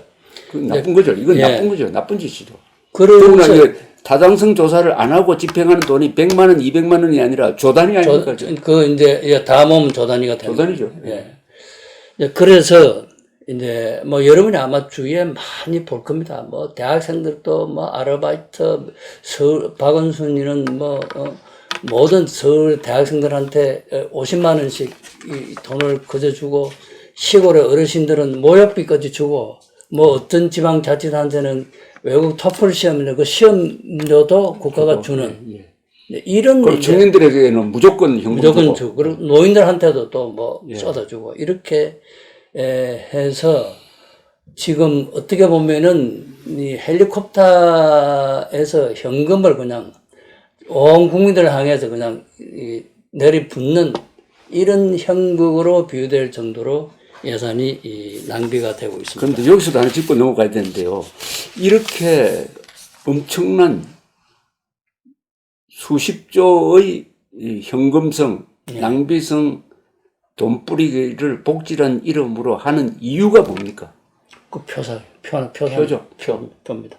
그러니까 이렇게 해가지고 가난한 사람을 도와준다. 아니고. 가난한 사람을 도와주는 게 아니라 가난한 사람을 더 병들게 하는, 그거는 가난한 사람은 병들게 하는. 더 타락시키는 거죠. 그렇죠. 그러니까 자조의지를 완전히 그냥 말살시키는. 근데 그러면 이제 결국은 이 사람은 국가의 노예가 되는 거예요. 국고 의존형, 인간형으로 만들어가지고, 공짜를 좋아하는 사람으로 만들고, 그 다음에 고마움을 모르게 만들죠. 그러니까 그리고 고마움은 이제 뭐 제가 누구한테 받으면 고맙다 할 수 있는데요. 그런데 이 인간의 사고와 건전한 이 정신이 말살이 되는 거예요. 그렇죠. 그게 이제 결국 이제 마약을 먹이는 형태라고 보시면 돼요. 공짜 복지는 마약이죠. 마약입니다. 마약이죠. 그리고 포퓰리즘은 포퓰리즘 정책을 하는 사람에 봐서는 이거는 이쪽 사람한테 도덕질을 해가지고 다른 사람한테 주는 도덕질에 나타나는 형태가 이 포퓰리즘. 그러니까 좌파 정권이 공짜 복지를 하는 것은 그야말로 인간의 복지를 향상시키는 데 목적이 있는 것이 아니라 공짜를 좋아하게 만들어가지고 국가 의존형으로 만들고 그 다음에 표를 얻기 위한 거란 말입니다. 그럼 이게 기본적으로 선거운동입니다. 특히 이제 내년 예산은 지금 이제 정부가 국회가 심의 중인 내년 예산의 내용은 매표와 관련된 이 금액이 한 50조 정도 된다는 거예요. 그러니까 이게 실제 운동할 때 그 뭐 10만 원만 잘못 써도 선거법에 걸리지만은 이거는 공식적으로 국가 예산을 통해서 50조를 선거 자금으로 뿌린다. 50조를 선거 자금으로 뿌린다고 했을 때 그 영향을 안 받을 수 있겠느냐. 그래서 지금 자유한국당이 처한 위치가 가련합니다. 그래서 제가 이제 요 주로 혜택이 이제 말하자면 젊은이 층하고 어르신들 층이 이제 이 혜택이 가는 겁니다. 그래서 이제 저는 우선 젊은이들한테 복지 이제 국가에서 돈을 주면은 일단 받아서 자기가 자립하기 위한 미천으로 잘 활용하십시오. 주니까 처음부터 안 받는 게 최선이지만 자기가 자립을 활용하고 그리고 이제 어르신들도 뭐 주는 거 받으시고 다음 표 찍을 때만 이제 그 귀중한 이제 투표권을 행사하실 때만 이제 어떤 대표한테 하느냐 앞으로 나라 살림을 반듯하게 그리고 아주 국민의 세금을 아껴서 쓸 수 있는다고 생각되는 후보한테 표를 던지시라는 말씀을 제가 드리겠습니다.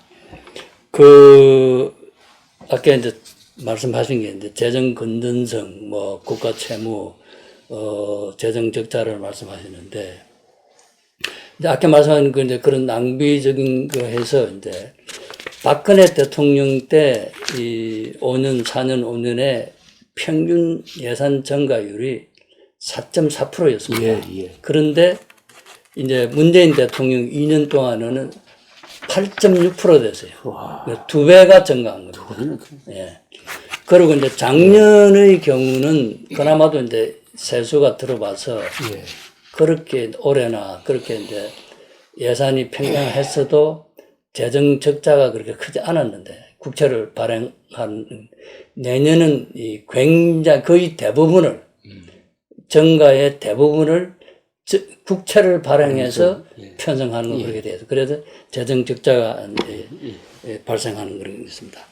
그리고 이제 한 가지 제가 꼭 짚어야 될 거가 이제 문재인 정권 들어봐서 이미 발표를 한 거가 2022년까지 17만 명의 공무원을 그렇죠. 정원을 한다 그러니까 비정규직을 정규직으로 하는 뭐 이런 단계를 넘어서 생짜배기로 이제 17만 명 지금 공무원들이 뭐 수치에 따라 이제 다른데요. 뭐 그 100만을 치더라도 이거는 뭐 대한민국 건국 70년 동안에 공무원이 100만 됐는데 이걸 5년 동안에 17만을 늘린다. 이거는 지구상에 아마 없었던 그런.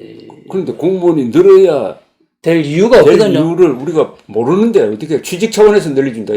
뭐 그런 겁니다. 취직 차원에서 저는 전년 지금 모든 게 지금 전산화되고 모든 거에 대해 가지고 시골의 인구는 4분의 1로 줄었는데 공무원 수는 2배로 늘었으면 결국 8배로 늘은 거 아닙니까? 지금 그런 형국이 되어 있습니다. 자, 그래서 이제 지금 이제 이 국가 채무가 우리나라에 지금 뭐 한 40%가 마지노선이 되어 있는데 그거는 이제 그렇습니다. 옛날에 이제 OECD EU가 가이드라인을 제시했는데 매년 재정 적자는 3% 이내. 그리고 이제 그 국가 채무는 GDP 대비 60% 이렇게 이야기를 했습니다. 그러니까 이제 그렇게 이제 가이드는 그게 이제 OECD가 벌써 80% 100% EU가 갔는데요. 근데 이제 그 나라들이 60%일 때 우리나라는 40%면 된다 그래서 그걸 이제 왜 그러냐면은 이제 공공부채, 공공기관 이제 정부 자체 말고 이제 뭐 각종 이제 공기업의 이제 안전부채 이런 것이 합치면은 그게 한 20% 된다. 요렇게 해서 이제 적정하다 그러는데 지금 문제는 이제 이 부채가 문재인 정부의 재정계획 5개년 계획에 의하면은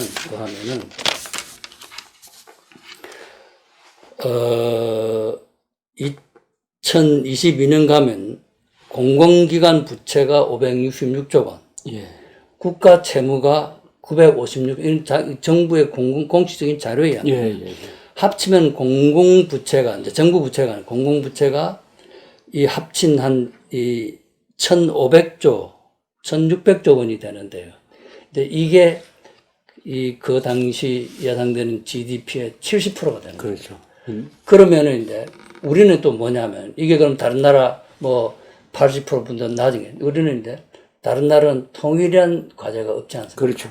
그것까지를 하면은 지금 현재 우리의 60%, 40몇 프로 하는 이 수치가 뭐 그렇게 참고로 나되는 이 선진국하고도 근데 이제 선진국은 말하자면 독일 같으면 이 국민연금이나 다른 복지제도가 1800년대 도입이 된 겁니다. 130년 전에 도입된 거고 우리는 국민연금이 34년밖에 안 됐습니다. 그렇죠.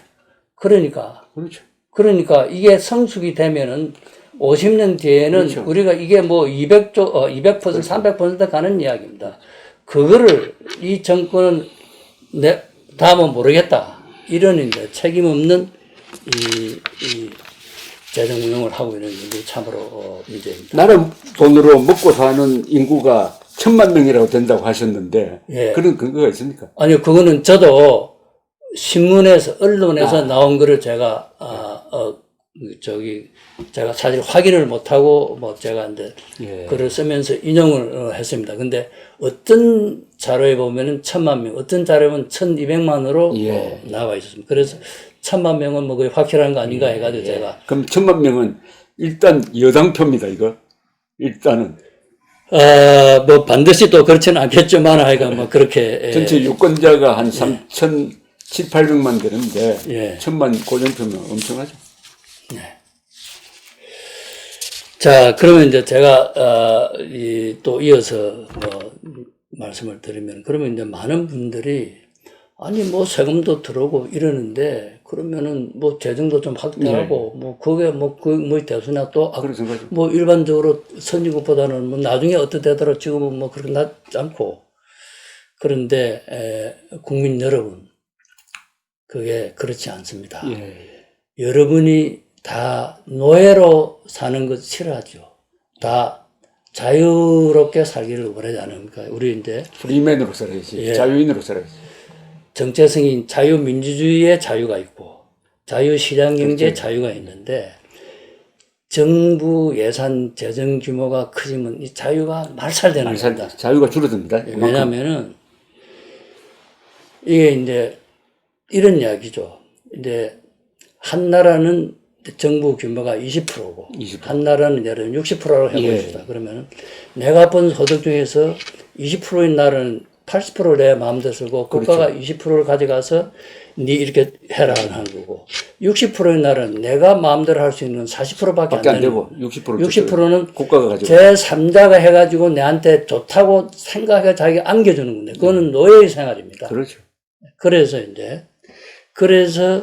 이 재정 규모를 키우는 것이, 그러고 그게 이제 자유를 말살하고 노예의 길로 가는 길이기 때문에 이유가 하나 있거든요. 이렇게 커지면은 조금 전에 제가 설명드렸던 많은 낭비가 훨씬 더 심해지는 겁니다. 훨씬 이게 공무원들이라는 거는 그 뭐 아무리 행정고시 합격하고 아무리 좋은 아버지인 공무원이라도 공무원은 공무원입니다. 걷어진 돈이 있으면 반드시 쓰게 되어 있습니다. 그게 문제입니다. 근데 이거는 이제 반드시 이제 유권자도 그렇게 원하지만 공무원들도 예산이 커져야만 자기들 위세를 부릴 수 있습니다. 예산을 크게 키우는 기본적인 동인이 거기에 있습니다. 그러는 과정에서 예산은 자기 돈이 아닙니다. 자기 돈이면은 이게 사업을 이런 이야기죠. 사업이 맞느냐 안 이야기는 자기 돈이면 그 사업을 할 거냐 안 하냐 기준입니다. 자기 돈임에도 불구하고 그 사업을 한다고 판단되는 사업을 국가가 하면 아무 문제가 없습니다. 그런데 이거는 자기 돈이 아닌 상태니까 있으면 쓰는 겁니다. 그렇기 때문에 그래서 낭비가 생깁니다. 예. 낭비가 그냥 생긴다는 정도가 아니고 낭비가 생기게끔 자꾸 또 더 크게 키우는 이 관료들의 속성이 있습니다. 관료들 개인의 뭐 인간이 나쁘다는 이야기 아니고요. 그거에 관계없이 관료 자리에 앉아 있으면 그렇게 될 수밖에 없고, 정치면 그렇게 될 수밖에 없기 때문에 이 점을 이제 노예가 되기가 싫으냐, 나라가 망하게 되기 싫으냐, 요거를 생각하시면은 예산의 규모, 재정의 규모를 반드시 줄여야 됩니다. 레이건 대통령이 이런 말 했잖아요. 가장 무서운 말은 뭐냐? 나는 정부에서 나왔습니다. 라는 말을 하면은 가장 무서운 말이라는 거죠. 그렇죠. 그러니까 이분이 하여튼 작은 정부, 이렇게 요약할 수 있는 거 아닙니까? 적은 세금, 작은 정부, 많은 일자리. 이게 다 연관되어 있죠. 예. 적은 세금을 적게 내면은 정부가 작아지고, 정부가 작아지면 규제가 약화되니까 일자리는 오히려 더 늘어난다. 물론이죠. 그럼 거꾸로 하면은 많은 세금, 큰 정부, 일자리는 줄어든다. 그게 지금 우리 현재 간단한데, 정부가 커지니까 일자리는 기업이 창조하는 거지. 무슨 정부가 지금 일자리 창조하는. 그렇죠. 아까 제가 지금 현재는 이제 예산을 평창해서 병주고 약존입니다. 정부가 기업에 아까 혁신 체제를 마련하고 이렇게 해서 기업이 잘 되고 그러면 일자리 제대로 창출했는데, 그걸 막으니까 실업이 생기고, 그걸 하기 위해서 예산을 갖다 또 부어넣고, 이 악순환의 이 나쁜 길로의 길을 가고 있는 것이 이 문재인 이 정부의 참으로 큰 잘못이라고 저는 생각합니다. 자, 그러면 어떤 경우 어느 시점에 가서 이게 거둬들인 세금과 지출하는 것이 안 맞아가지고 국가가 부도가 난다든지 하는 그런 사태가 언제쯤 올까요? 이런 추세로 가면 한 50년 뒤에 옵니까? 아니죠. 저는 아까 그 정부의 채무 규모가 지금 한 600조 아닌데 600조 되는데 이게 이제 정권이 끝나면 950조 아니 한 700조 되는가? 950조가 된다고 그러니 뭐 굉장히 큰 거지 않습니까? 그래서 이게 이제 어떻게 어느 규모에 가면은 이 파탄이 온다 하는 그런 이 어떤 수치는 없습니다. 이제 어떤 나라는 사실은 그렇습니다. 지금 일본은 예를 들면 이제 200%에 갔는데도 지금 나라가 굴러가고 있거든요. 예. 근데 30%에도 파탄이 난 나라가 있었습니다. 예. 그래서 이제 그거는 이제 경제가 기본적으로 경제가 튼실하면은 그렇죠. 튼실하면은 그 적자 재정 국가 채무가 그게 가능하고요. 근데 다만 이제 같은 규모로 늘어나도록 이제 적자를 봐서 할 수 있는 사업은 딱 기준이 간단합니다. 어떤 사업을 해서 그 사업의 혜택이 후손들한테, 왜냐면 빚을 갚을 거는 후손들이기 때문에. 그렇죠. 근데 후손들은 지금 결정을 하고 낭비정책을 하면 이 사람들은 자기는 유권자도 투표도 참여하지 않고 덤튀기를 쓰는 거 아닙니까? 이게 민주주의에 대한 굉장한 위반인 겁니다. 그렇죠. 왜냐면 이게 국민들이 지도자를 뽑고 지도자가 의사결정을 하는데 그 낭비 지출을 한단 말이에요. 생산적인 장기 지출하지 않고 하는데 그러면 그 갚을 사람은 후손들이란 말이에요. 그러니까 그 사람들은 그 사람들은 투표 참여도 안 하고 덤튀기를 쓰는 이거는 대리 행사를 하는 거지. 이건 대리도 아니고 이거는 뭐 아유 뭐라 그럴까요? 이건 독재죠, 독재. 독재가 아니고 하여간 사기죠, 사기. 어떤 이게 정권을 하는 권한 없는 자가 권한 없는 자가 돈을 마음대로 쓰는 결정을 하는 마음대로 거죠. 쓰는 아주 이거는 민주주의에도 위반되는 그렇게 이게 이 잘못된 그런 내용이 되겠습니다. 아이고, 오늘 이야기를 많이 하셨는데요. 이 책에 일부만 이야기했습니다. 이 놓친 부분이 많은데 예. 다음에 모셔가지고 또 다른 과제로 한번 이야기를 했으면 좋겠습니다. 예, 뭐 또 덧붙일 거 있으면은 좀 우리 독자들한테, 시청자들한테 좀 말씀해 주십시오. 예, 뭐 사실 많은 분들이 많은 이야기를 해서 여러분이 모르는 이야기는 뭐 없습니다. 그러나 이제 가장 중요한 것이 저는 두 가지를 이야기하고 싶습니다. 이제 우선 우리가 지금 죽고 사는 문제 당면에 있습니다. 안보, 방위가 있습니다. 이 문제를 놓고 문재인 정권은 이 역사상 최악의 의사결정을 한 주체가 됩니다. 이거를 우리가 이제 정식적으로 이제 정권을 교체하고 선거를 거쳐서 이루어질 것이지만 그 전이라도 우리가 다 이건 잘못된 정책이라는 걸 분명하게 이야기를 그것도 이제 분명하게 그리고 강하게 이야기를 해야 됩니다. 그 다음이 이제 먹고 사는 문제인데 지금 무식하고 비양심적인 이 세력들이 사회주의 흔적도 없이 사라진 사회주의에 대한 향수를 가지고 있습니다. 근데 그 설명인즉슨 이제 조 대표님이 자기네들의 이제 집권과 이제 정권의 유지에 이제 필요하기 때문에 한다 그러는. 어쨌든 이 사회주의 국가 치고 번영을 한 나라는 없을 뿐만 아니라 다 사회주의 국가는 다 망했습니다. 우리가 이제 국민이 참 우리 지난 70년 동안에 얼마나 열심히 해서 기적 같은 기적을 이루지 않습니까? 이건 진짜 저는 경제학자로서 대한민국 경제가 이렇게 된 거를 아무리 생각해도 기적이란 말밖에 표현할 방법이 없습니다. 그래서 제가 작년에 이제 기적의 대한민국 경제 70년대라는 책을 작년에 만드는데 그 책을 만들면서 저는 기적이라는 외에는 이거는 달리 표현할 생각이 없습니다. 이게 정말로 기적입니다. 물론 이제 대한민국이 이렇게 존재하는 자체도 기적이지만 이승만 대통령, 박정희 대통령의 그 참 위협에 힘입어서 이렇게 된 자체도 기적이지만 근데 존재 자체도 기적이고 우리가 이제 번영을 한 것도 기적입니다. 이 기적을 반드시 또 한 번 우리가 기적을 이제 지금은 이제 내려가서 이제 한번 우리 다시 또 제2의 이 기적을 둘 다 이제 안보 부문과 경제 부문에서 제2의 기적을 우리가 만들어내야 되는데 저는 할 수 있다고 그 부분은 저는 확신을 합니다. 다만 이제 지도자들이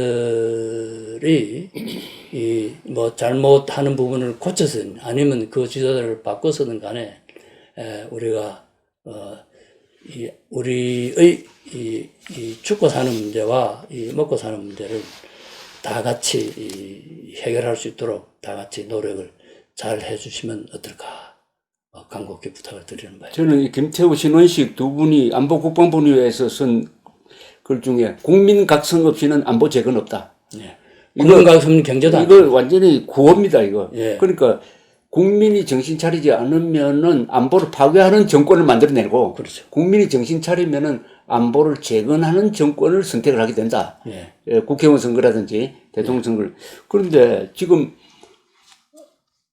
어제 MBC 조사를 보니까 그거 뭐 방위비 분담 그거 차라리 주한미군 줄이는 게 낫겠다는 사람이 더 많더라고요. 예? 그렇게 저는 생각하는 사람도 여러 많아요. 사람 봤는데. 예. 그러니까 이제는 한미동맹까지도 희생시킬 수 있는 것으로 생각하는 국민들이 늘어나고 있어요. 그러면 한미동맹이 사라지면은 해구산도 없어지고 그러면은 핵 가진 북한의 인질이 된다는 것까지 생각 안 하는 거예요. 안 하는 건데. 인질을 저는 북한이 우리 이렇게 자유스럽게 살고 놔두는 인질이 아니고 그렇지. 완전히 김정은이 체제 밑에 사는 그렇죠. 그 인질까지를 왜 상상을 못 하시는지. 그렇게까지 생각이 안 가고 우선 눈앞에 5배 올리라고 하니까 화가 난다 이거 아니겠습니까? 또 그렇게 선동에 넘어가니까. 예. 그러니까 국민각성이라는 말은 선동과의 싸움입니다. 그러니까 선동하는 정권과 선동하는 언론과의 싸움에서 이겨야 그 다음에는 우리의 우파 세력의 대안이 있어야 될 것 같아요. 우리의 싸움 방식을 바꿔야 된다는 게 제 생각입니다. 그러니까 문재인 정권과의 싸움은 피곤해요. 그렇다고 문재인 정권과의 싸움에서 이겨가지고 설사 총선 대선에서 다시 우파 정권이 집권한다고 하더라도 과거에 박근혜 정부, 이명박 정부의 수준을 넘어가지 못할 겁니다. 그 다음에는 왜냐? 한국의 좌파가 너무나 강하기 때문에. 그러니까 한국의 좌파와 북한 노동당 정권을 한 세트로 묶어가지고 청소하는 대전략이 있어야 됩니다. 그것은 김정은 정권을 무너뜨리는 거예요. 예, 일단 무너뜨려야 돼요. 김정은 정권을 무너뜨리는 말은 여러 말이 있습니다. 북한 해방이란 말이 있고, 그 다음에 자유통일이란 말이 있습니다. 자유통일 이꼴 북한 해방이거든요. 그렇습니다. 그렇죠. 예. 그 다음에 다른 용어로는 북한 혁명입니다. 북한 자유혁명. 북한 자유혁명. 저놈들이 우리를 적화혁명 하겠다고 하니까 우리는 너거를 북한 자유혁명 한다. 그러면은 우리의 요구는 뭐냐? 김정은 물러가라. 조선노동당 해체하라. 그 다음에 자유선거해라. 자유선거하라. 예. 그걸 요구를 해가지고. 대표님께서 좋은 소리를 계속 예. 해주세요. 그래서 사령부를 폭격을 해야 돼요. 우리가 지금 6.25 전쟁에 비교하면은 문재인 정권과의 싸움은 낙동강 방어전에서 보병전 하는 겁니다. 네. 보병을 해가지고 막아야죠. 네. 막는 사이에 인천 상륙해가지고 저거의 사령부를 폭격해버리니까 이 앞이 무너졌던 식으로 김정은 정권을 무너뜨리면은 우선 핵 문제가 해결되잖아요. 그죠? 핵 문제 해결되고 그 다음에 남한, 연동된 남한의 좌파 세력을 일소할 수 있고 그 길로 자유통일로 가니까 주적을 김정은에게 세우면은 또 이상하게 김정은을 주적으로 싸우면은 우리가 싸우기가 쉬워요. 그렇죠. 김정은은 아무래도 약하잖아요. 그죠? 김정은 옹호하는 사람이 5% 10%밖에 안 되거든. 그리고 김정은의 약점은 너무나 많기 때문에 그래서 그쪽으로 우리가 조금 이제 화두를 좀 해가지고 열심히 선전전하고 심리전을 하고 해야 되고 저는 교육은 장기적인 거고 우선 정권적 차원에서 가장 중요한 것은 선전해서 이기는 거라고 생각합니다. 선전해서. 그렇게 해서 이겨서 진짜 자유통일이 되면은 그때는 대박이 나는 거겠죠. 그렇죠. 그때는 이 자유통일의 모든 목표를, 그리고 우리 헌법이 이미 그쪽으로 다 명령을 내리고 있으니까 제가 뭐 다른 말 하는 것도 아니고 헌법을 해석하면은 헌법 제4조 대한민국은 자유민주적 기본 질서에 입각한 평화 통일을 통일 정책을 추진한다라고 딱 되어 있지 않습니까? 예. 그러면 자유통일이 국가 예. 목표니까 예. 다시 헌법 정신으로 돌아가자. 이게 저 이야기입니다. 아이고 예. 감사합니다. 예.